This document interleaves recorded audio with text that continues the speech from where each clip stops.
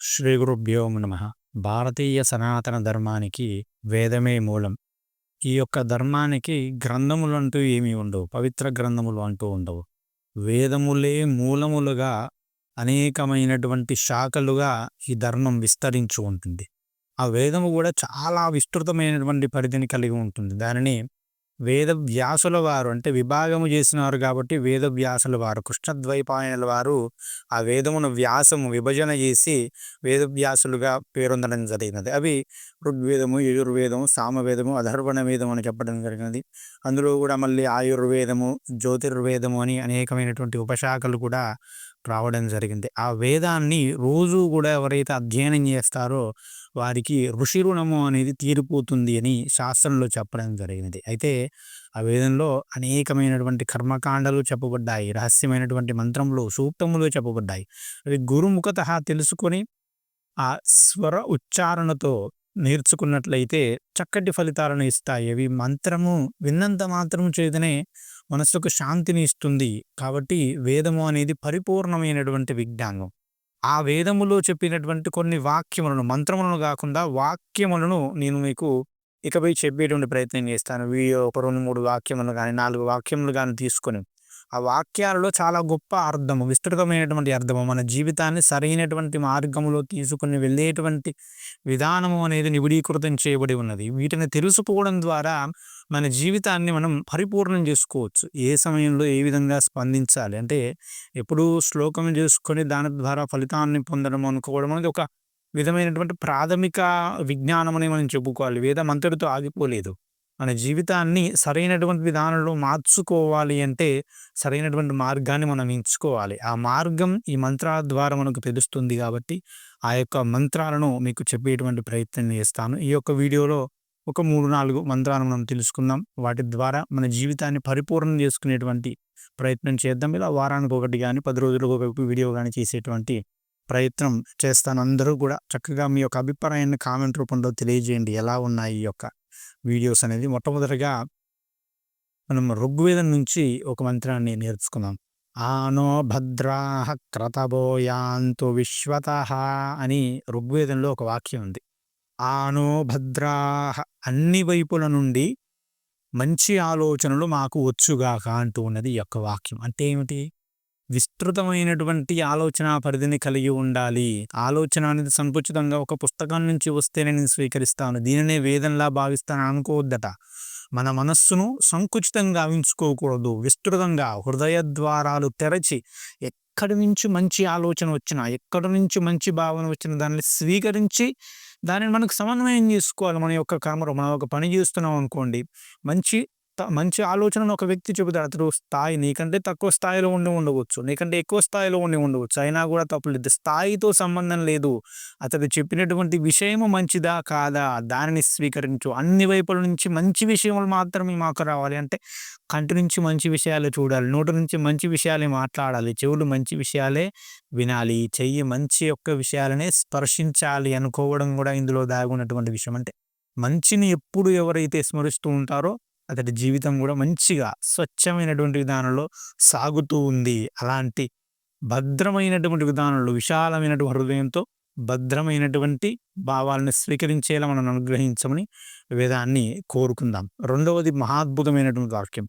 మిత్రస్య చక్షుషా సమీక్షామహే. మనమంతా మిత్ర దృష్టితో చూసుకుందాం అంటూ ఉన్నది యజుర్వేదము. అంటే మిత్రుడు అంటే సూర్యుడు అని కూడా ఒక అర్థం ఉన్నది. అంటే సూర్యుడు ఏ విధంగానైతే అందరినీ సమానమైనటువంటి దృష్టితో చూస్తూ ఉన్నాడు, మనం కూడా అందరినీ సమానమైన దృష్టితో చూద్దాం. అందరూ మిత్రులే అనే అంటే శత్రుభావం లేకుండా, అసూయ, ద్వేషము, కుళ్ళు, కుతంత్రాలు అనేటువంటి భావాలు మనలో లేకుండా స్వచ్ఛమైనటువంటి మిత్రభావముతో అందరినీ చూసుకుందాము అని వేదం చెబుతూ ఉన్నది. మిత్రుడు అంటే ఎవరు? ఆపత్ సమయంలో అండగా ఉండేవాడు, ఎప్పుడు ఎదుటివారి క్షేమం కోరేవాడు. ఎప్పుడు ఎదుటివారి క్షేమం ఎవరైతే కోరతాడో అతడు ఎప్పుడు క్షేమంగా ఉంటాడు. అందరూ క్షేమంగా ఉంటే లోకం క్షేమంగా ఉంటుంది. ఇది ఈ లోకక్షేమాన్ని కోరే ధర్మం అండి మనది. అంతేగాని నా ధర్మం బాగుండాలి, నా ధర్మాన్ని నమ్మినవాడు బాగుండాలి, నా దేవుని నమ్మినవాడు బాగుండాలి, నా దేవుని నమ్మనివాడు నరకంలో పడి చావాలి అనుకోవడం ఈ ధర్మానికి తెలవదు. మిత్రస్య సమీక్షామహే, నన్ను నమ్మినవాడు, నన్ను నమ్మనివాడు అందరూ కూడా క్షేమంగా ఉండాలని కోరుకోమని ఈ ధర్మం చెబుతుంది. అంత విస్తృతమైనది మన యొక్క వేద ధర్మం కాబట్టి అలాంటి ఆలోచనలు కూడా మన మనసులో ఉండేలా ఆ యొక్క పరమాత్మను కోరుకుందాం. తన్మే మనఃశివ సంకల్పమస్తు. పరమాద్భుతమైనటువంటి మాట ఇది. రోజు గుర్తుపెట్టుకోవాల్సినటువంటి మాట ఇది. తన్మే మనఃశివ సంకల్పమస్తు. నా మనస్సు ఎప్పుడూ కూడా శుభ సంకల్పములతో మాత్రమే ఉండుగాక. అంటే మనస్సులో చెడు ఆలోచనలు అనేవి ఉండకుండా ఉండాలి. ఎందుకంటే మనయే మనుష్యానాం కారణం బంధమోక్షయో. మనస్సులోని ఆలోచనలే మనల్ని కర్మలలో పట్టి బంధాలు వేస్తాయి. ఎటువంటి బంధములు లేకుండా సమస్త బంధముల నుంచి విముక్తిని కలిగించి మోక్షాన్ని అంటే ప్రశాంతమైనటువంటి శాశ్వతమైనటువంటి పరబ్రహ్మతత్వానికి చేరువజేస్తాయి. కాబట్టి ఎవరి మనస్సు అయితే స్వచ్ఛంగా శివముతో అంటే శుభమైనటువంటి ఆలోచనలో ఉంటుందో అతడి హృదయంలో ఎప్పుడు పరమేశ్వరుడు కొలువై ఉంటాడు. ఎవరి ఆలోచనలు స్వచ్ఛంగా ఉంటాయో అతడి మనసులో పరమేశ్వరుడు కొలువై ఉంటాడంటే ఎప్పుడు నా మనసులో పరమేశ్వరుడు ఉండుగాక, శివ జ్ఞానముతో శివస్ఫురణతో ఉండుగాక. ఎప్పుడు శివస్ఫురణలో ఉండాలంటే శివ సంబంధించి అంటే స్వచ్ఛమైన శుభ్రమైనటువంటి ఆలోచనలు నీలో ఉండాలి అని యజుర్వేదం చెబుతుంది. ఈ యొక్క వాక్యాన్ని కూడా, ఈ పరమాద్భుతమైనటువంటి వాక్యాన్ని కూడా మనసులో ఉంచుకోవాల్సినటువంటి అవసరం ఉంది. 4వది చాలా అద్భుతమైన మాట ఇది. మధుమతీం వాచముధీయం అని అథర్వణ వేదం చెబుతుందండి. అంటే మధురమైన మాటలనే పలకాలి.